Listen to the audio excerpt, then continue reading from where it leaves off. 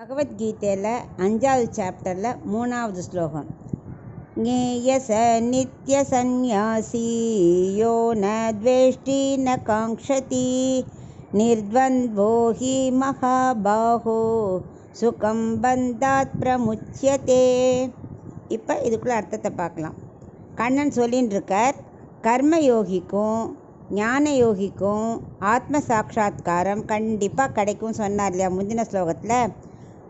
ஆனால் கர்மயோகிக்கு அது ஈஸி கிடைக்கிறதுன்னு சொன்னார். ஏன்னா ஞான யோகிக்கு என்ன, எதுலேயுமே அவருக்கு வெறுப்பு கிடையாது. சுக துக்கம் வெற்றி தோல்வி எதுவுமே இல்லை. அவள் எல்லாத்தையும் சமமாக பார்க்குறவா, ஏழை பணக்கார, ஏன்னா அவள் எல்லாமே ஆத்மாவை பார்க்குறவா. ஸோ அவள் எதையுமே வித்தியாசமாக பார்க்க மாட்டாள். அவளை பொறுத்த வரைக்கும் எல்லாமே சமம், எல்லாமே ஆத்ம சம்மந்தப்பட்டது அப்படின்னு அவள் இருக்கா இல்லையா. அந்த மாதிரி கர்மயோகிக்கும் ஏன் இப்படி கிடைக்கும்னு சொல்கிறாருன்னா, அவளும் தன்னோட கர்மாக்கள் எல்லாம் பகவானுக்காக செய்கிறேன், பகவத் பிரீத்திக்காக செய்கிறேன், எல்லாத்தையும் அவரோட திருவடியில் சமர்ப்பிக்கிறேங்கிற மைண்டை கொண்டு வர கர்மயோகிக்கும் மொள்ள ஞான யோகியோட நிலை வந்துடும்.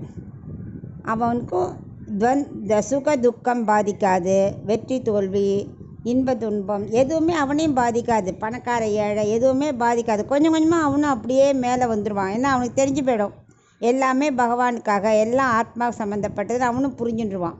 அதனால் அப்படிப்பட்டவளுக்கு என்ன, கர்மயோகிக்கும் இந்த சம்சார தலையிலேருந்து கடந்துடுவான். அவனுக்கு அதை சம்சார சாகரம் பாதிக்காது, அதுலேருந்து விடுதலை அடைகிறான். அதான் ரொம்ப இம்பார்ட்டண்ட்டு.